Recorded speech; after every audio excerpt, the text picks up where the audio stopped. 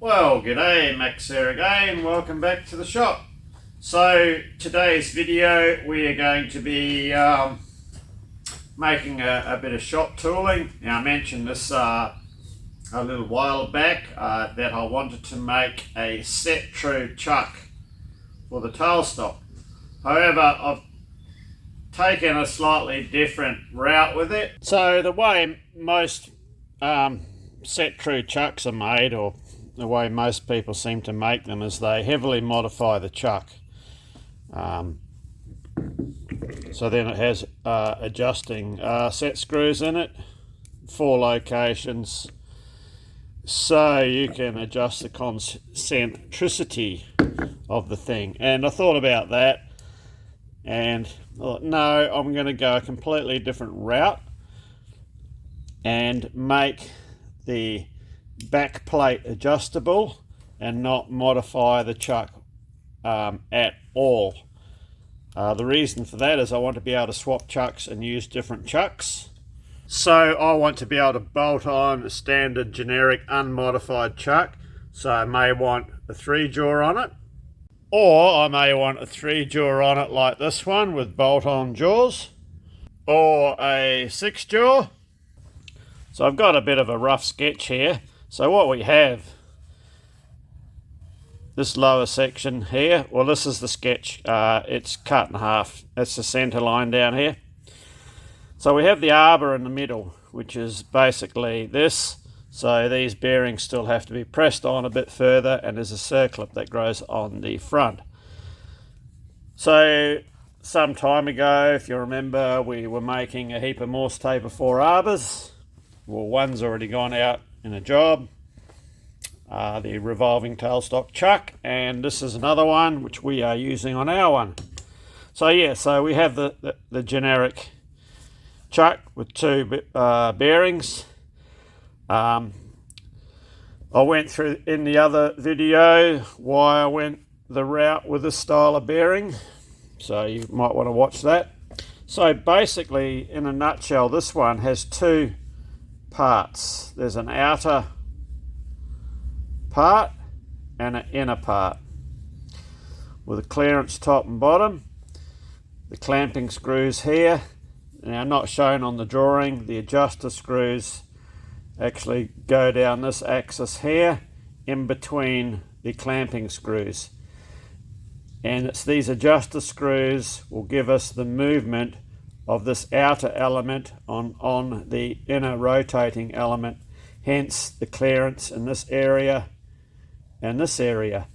And your standard generic chuck bolts on here, and the overall length comes up actually shorter than the first tailstock chuck that I first built. So basically that's the outer rotating element, and that's the inner, which is upside down. Yeah, so the outer slips over the top of the inner. So as far as materials go, we have this offcut here, which is an offcut off a long piece that I have.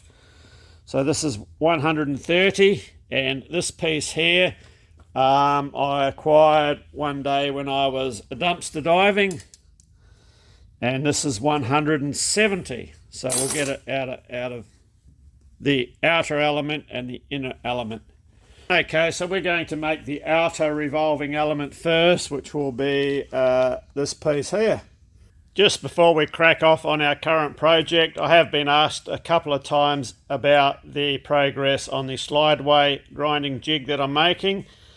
Well, at the moment I've made no progress, as I want to get a few of these other little jobs knocked off out of the way. Oh, that's for another day. That's for beetle or creeper cutter, quick cut, runs on a track, and cut straight lines with the oxy or plasma, and you can also put your MIG torch in it. Another day, that one. Okay, now one other distraction. I do need to get a larger pipe centre for the JFMT. Now I cannot buy what I want, and what I want is a set true pipe centre. And the reason why I want a set true pipe centre is when I was doing those the machining on those axles, those hydrema axle housings, I found I had to shim a pipe centre with shim stock to get the area I need machining to run true. So I'm looking at making a set true version of this. There's a bit involved in it, as with a pipe centre, unless they're hardened, they're a waste of time, generally a waste of time. So yeah, that's something I'm working on sketches at the moment, which I'd like to knock off pretty quickly.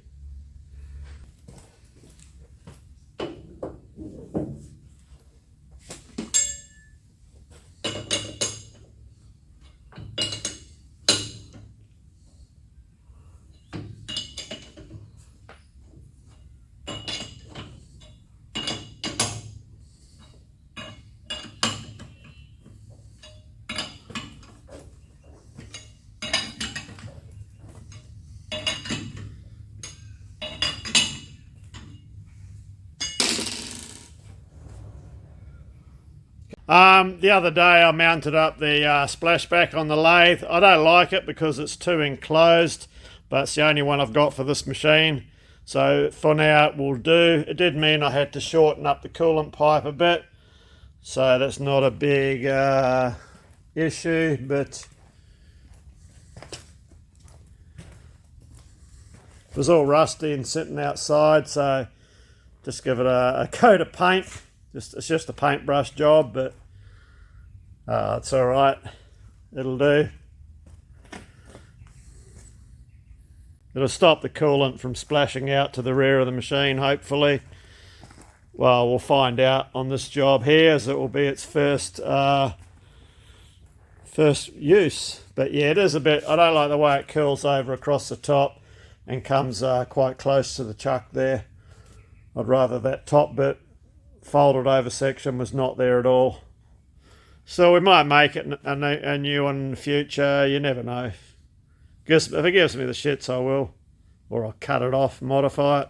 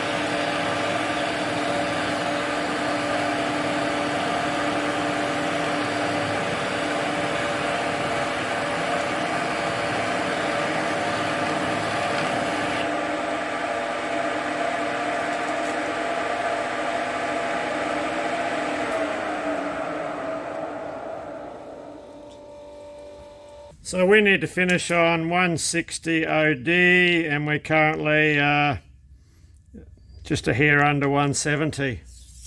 These look like some sort of roller. Always got to be careful when you're going through the scrap. When you see a little step, like a little bit relieved like that, and just the shape of this thing, it just sort of, it's like a roller off something. Okay, so we've got 10 millimeters to take off the OD.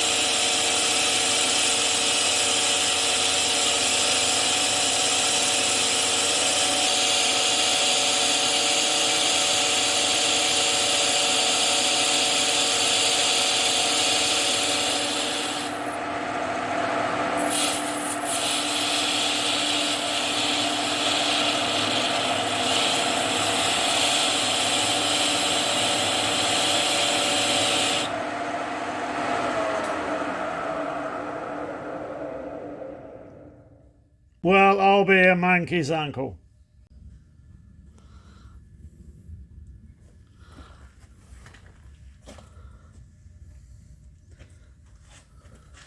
Well, it looks like cast iron to me. So that was 4mm depth of cut. That should have taken us 8mm off the diameter, so we'll have a measure.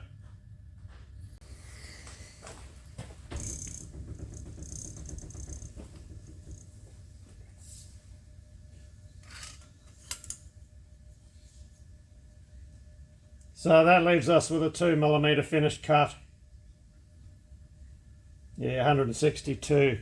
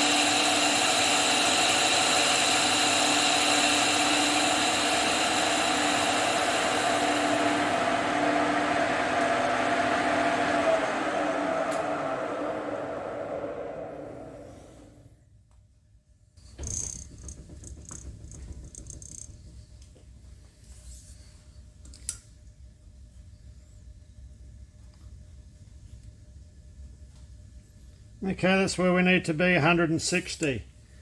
So we need to bore this out to a diameter of 120mm for a depth of 15mm. So this part here is what we're taking out.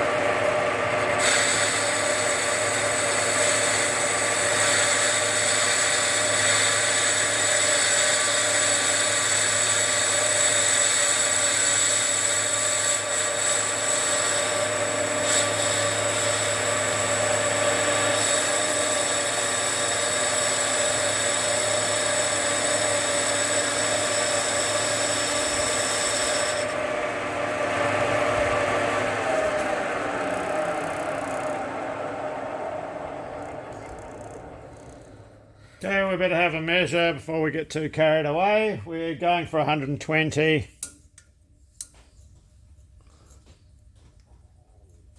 And we're just a tad over 109, so 10mm and change. And take another couple of cuts.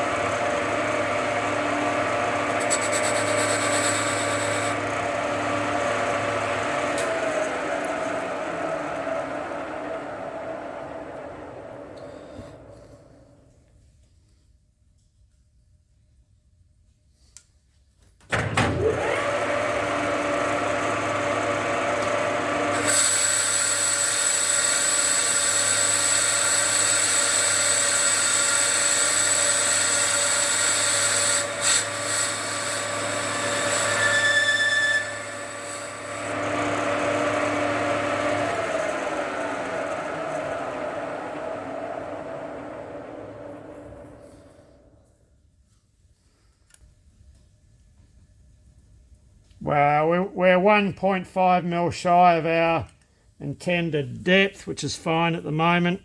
Okay, let's get this other diameter roughed out, and we've got to take this to 72 millimeters for a total depth of the whole part, which is 38. So we'll go to the bottom of that's close to the bottom of our drilled hole in there.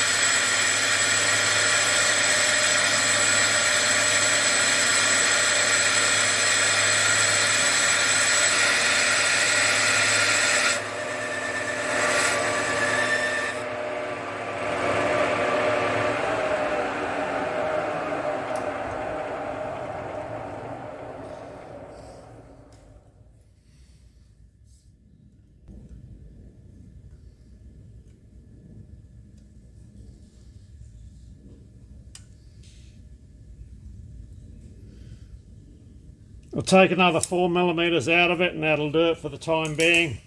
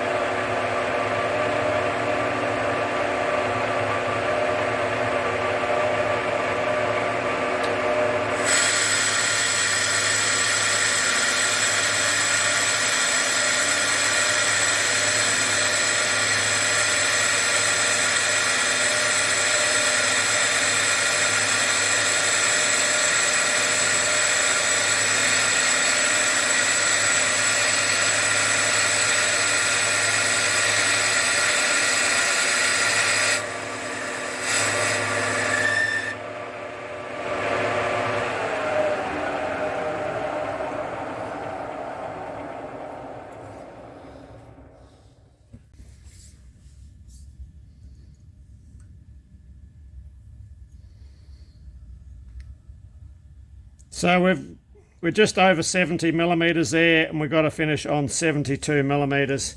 So we'll leave that be for now. What we'll do next is we'll get all our outside features first roughed out, and then we'll come back and finish turning the whole lot.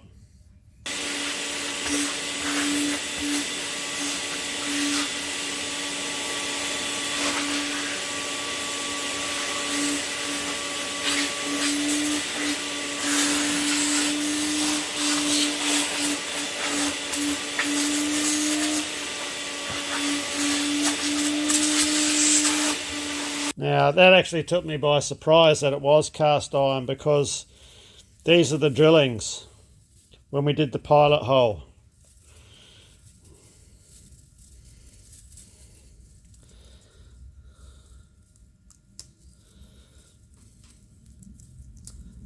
And it is just like steel.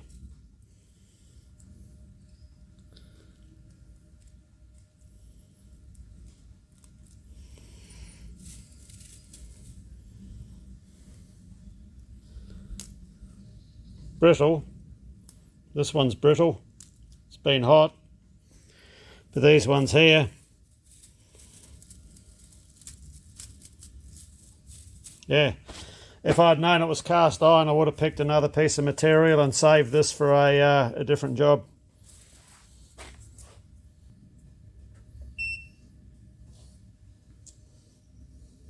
It's supposed to go 3 times to get an average.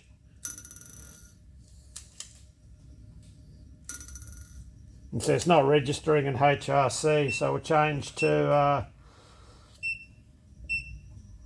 we'll go to a Vickers 217, 224, 236 with an average of 225.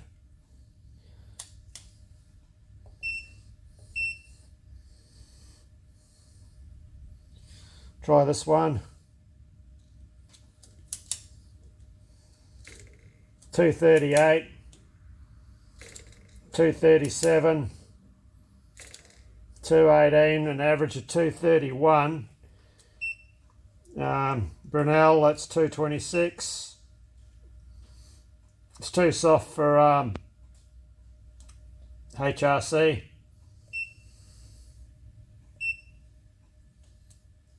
HL Rockwell on a B, it's 97.8. So, just going back to compare, HB,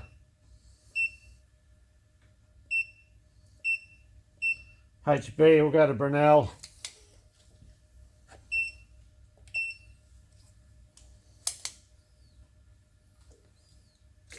So we've got 231,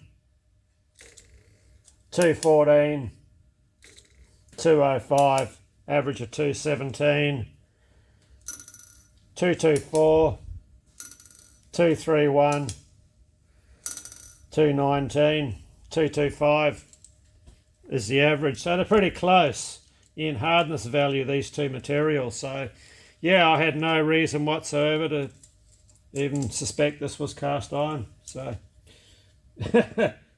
or some sort of ductile cast. Still, 'tis what it is, and yes, if I'd known it was, I would have picked another piece of material and kept this for something else for later on. It will cause me to do a slight design change. What it will mean is this distance across here is 7mm, so I'll make that a bit more substantial. We'll put a good corner radius in here, and we'll give that a radius as well, just to keep that a bit thicker. If it was steel, it was fine, but being cast, I'd sooner it just be that tad thicker. So that's no problem. We'll just carry on.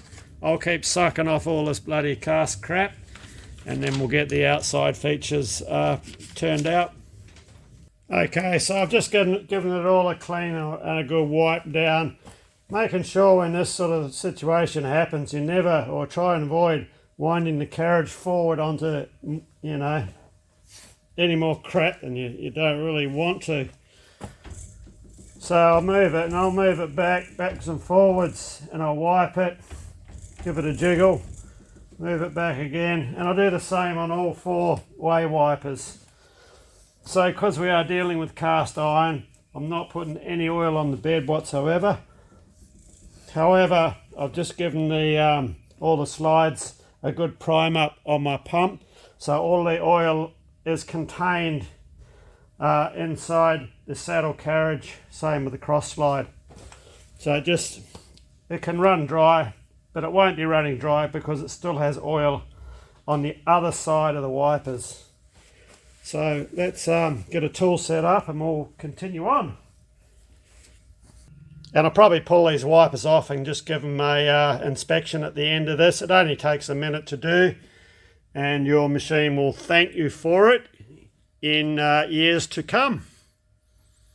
So the dimensional changes that we'll put in because of our material being cast iron, instead of a square corner here, we're going to put a 3mm radius in here.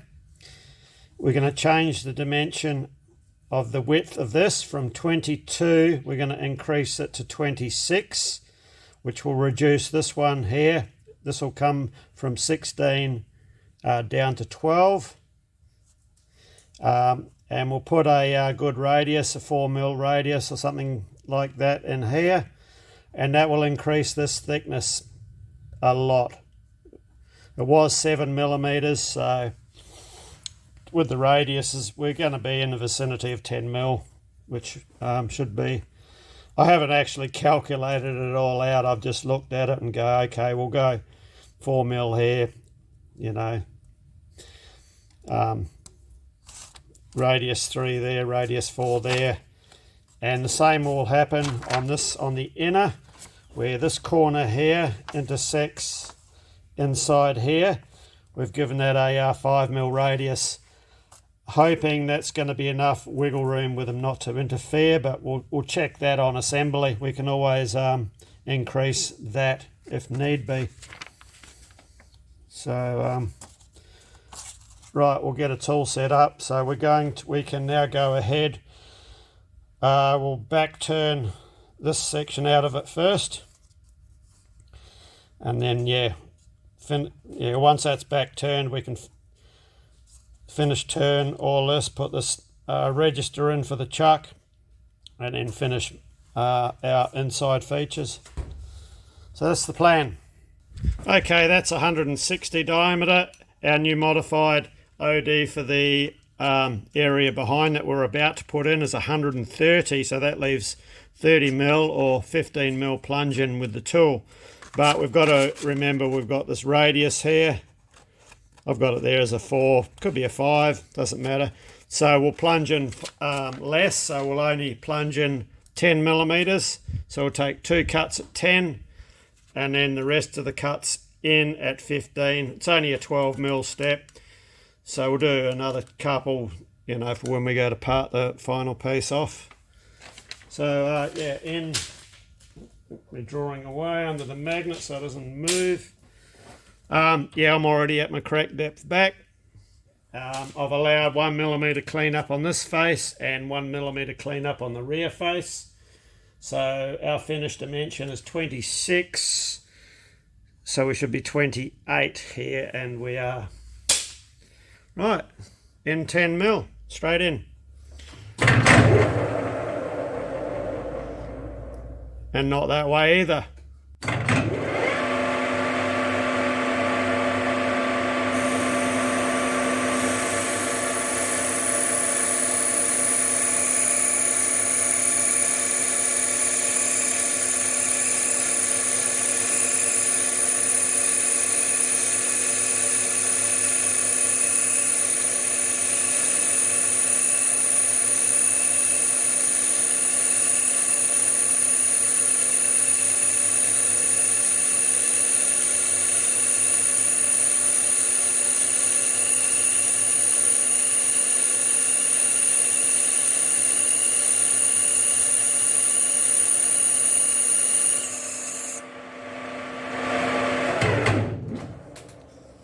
Okay,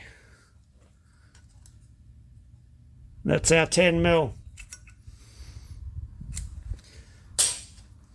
So we'll move along, do another one the same.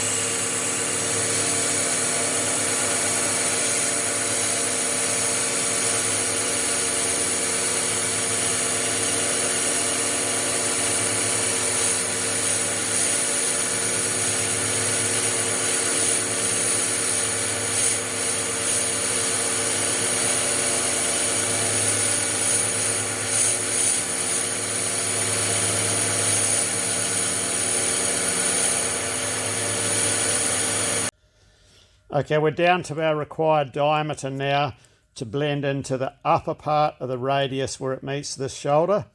So now we can come across another 4 or 5 millimeters and take the remainder of this area here down to finished size of 130 millimeters.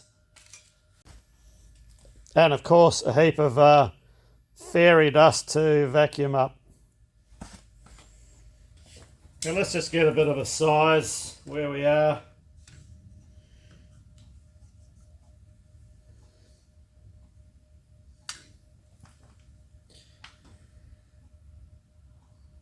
We're just over 140, 140.8, which is fine.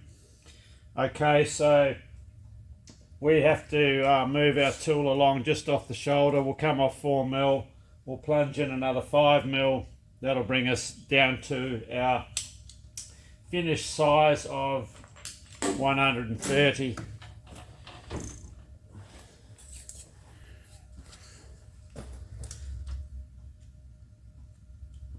So we have left a mil up our sleeve, so we'll only come across 4 mil.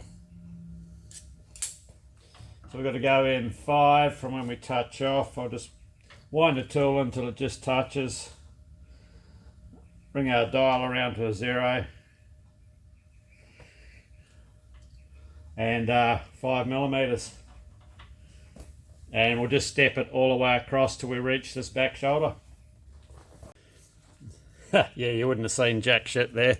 So we're 4 millimeters off our finished face, which isn't quite yet finished. We still have another mil up our sleeve.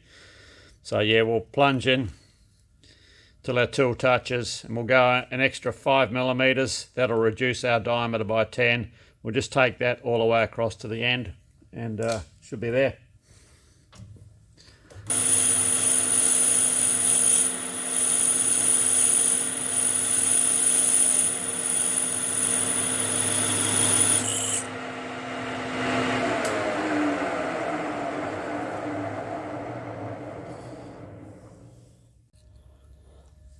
Okay, that's our step left in that we can get our corner radius out of. So I'll just check this diameter.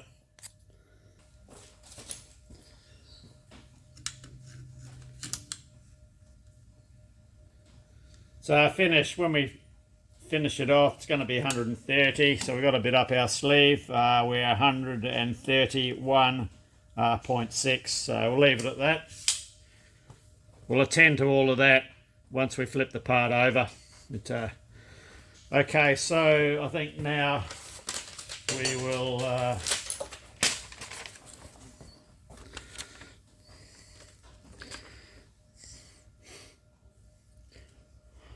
we'll get this register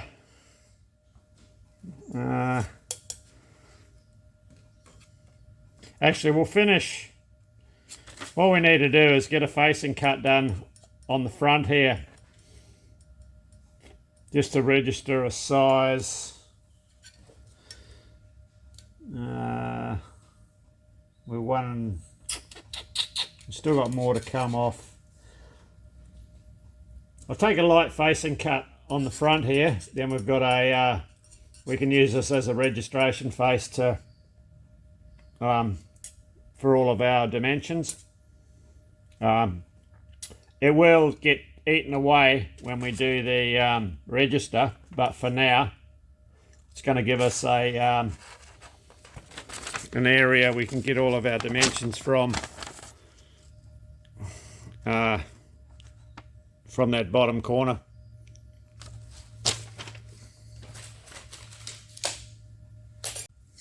Okay, for our chuck register, 130 diameter, 4 mil deep.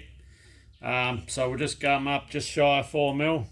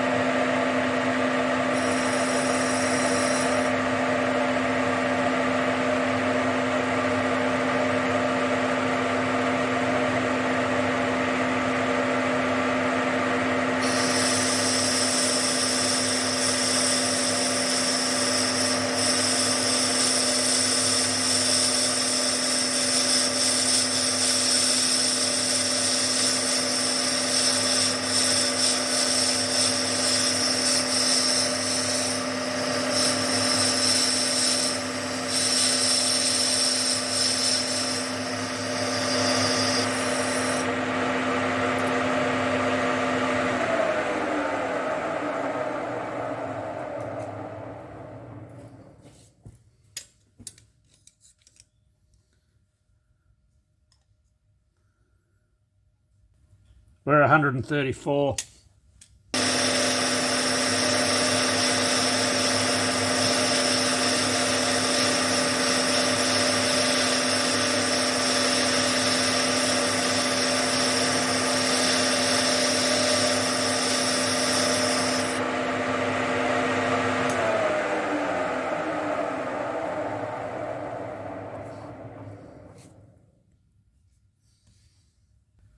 Okay, that's all of our roughing done now. So we'll start taking our part down to finished dimensions. So we'll start with the inside and get these bores done.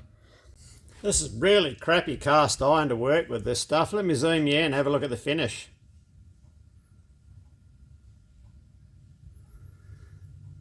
It's all, yeah. So, let's get a size. We're just doing this bore at the moment. I've actually just flipped the insert over and just put a new insert in.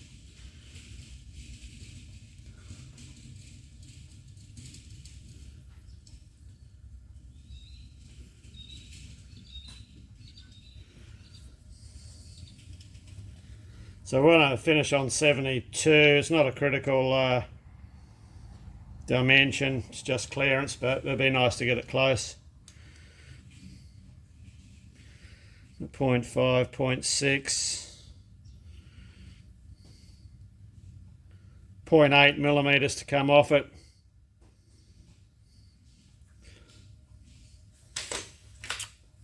I'm actually going to split that and do that in 2 cuts just to see if we can improve this finish.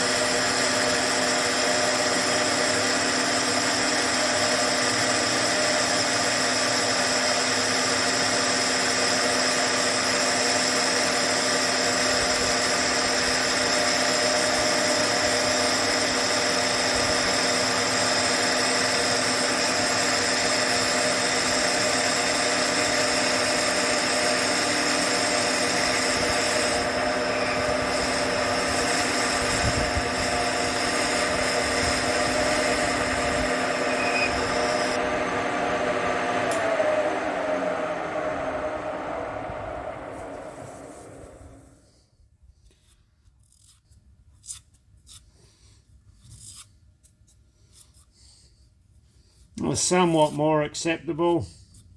Oh, I'll drop our feed rate down a touch. Try that and take the other point too.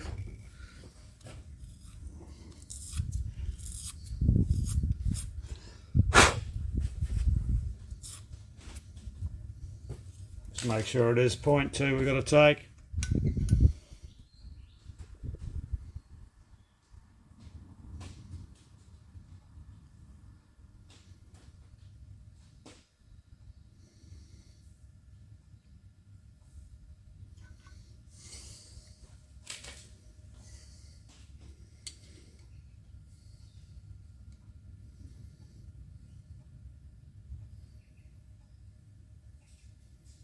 Point 1.3. Okay.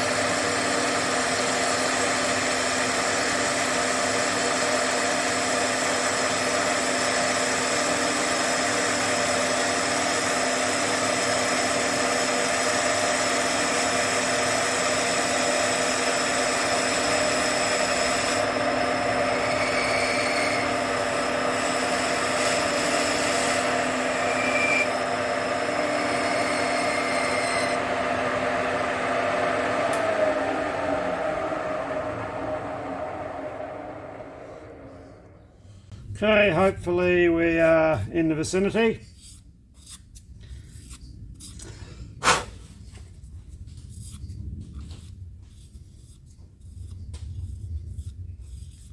Crap.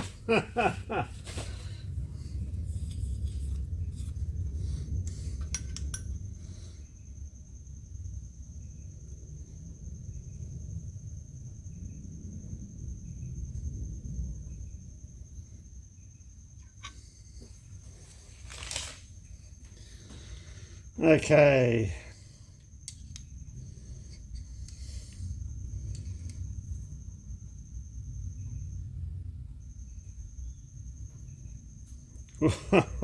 Don't drop it.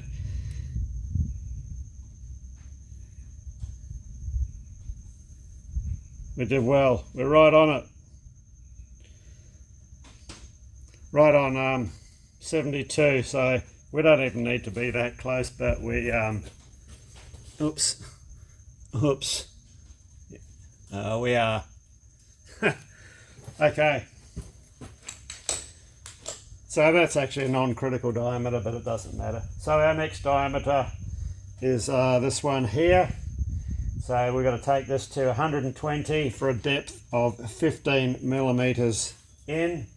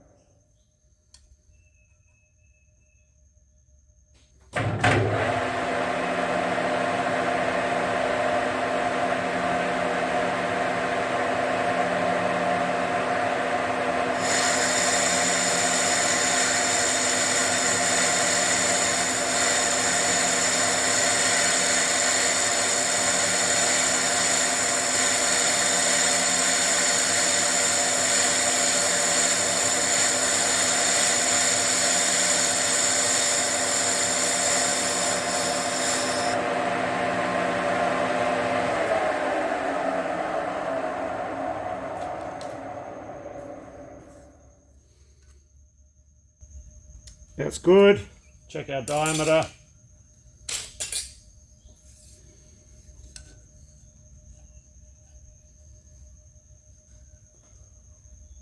This diameter is a clearance. Yeah, it's a clearance diameter, so it's not critical.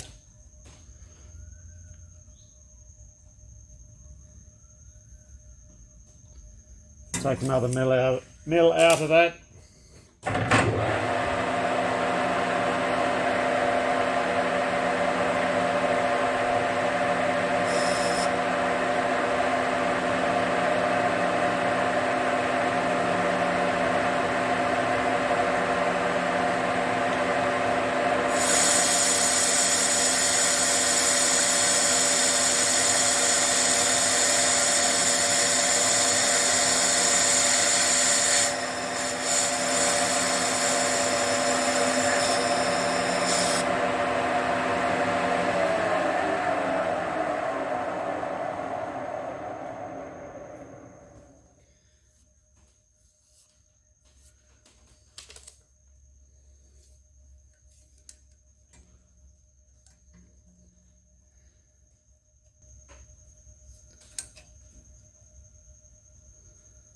1 mil to go. We're there.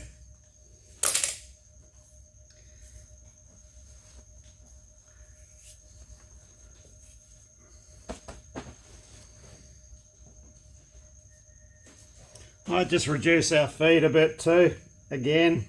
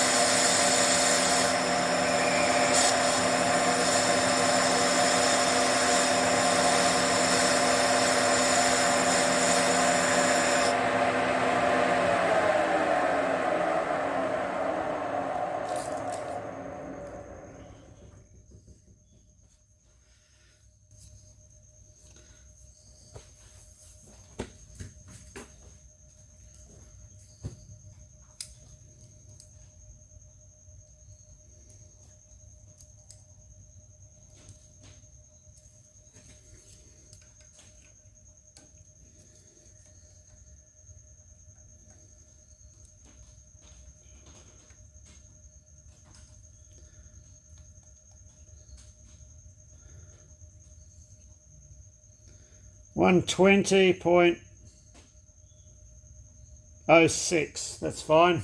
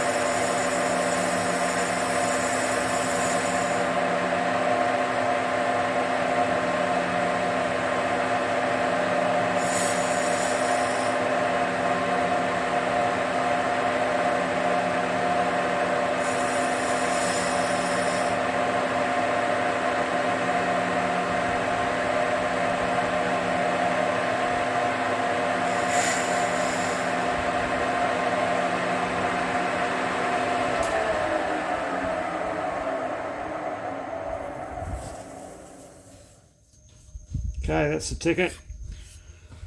Right, let's get our faces all finished up, and that's all the critical parts done. Okay, so there we have it. We got a good start into our project.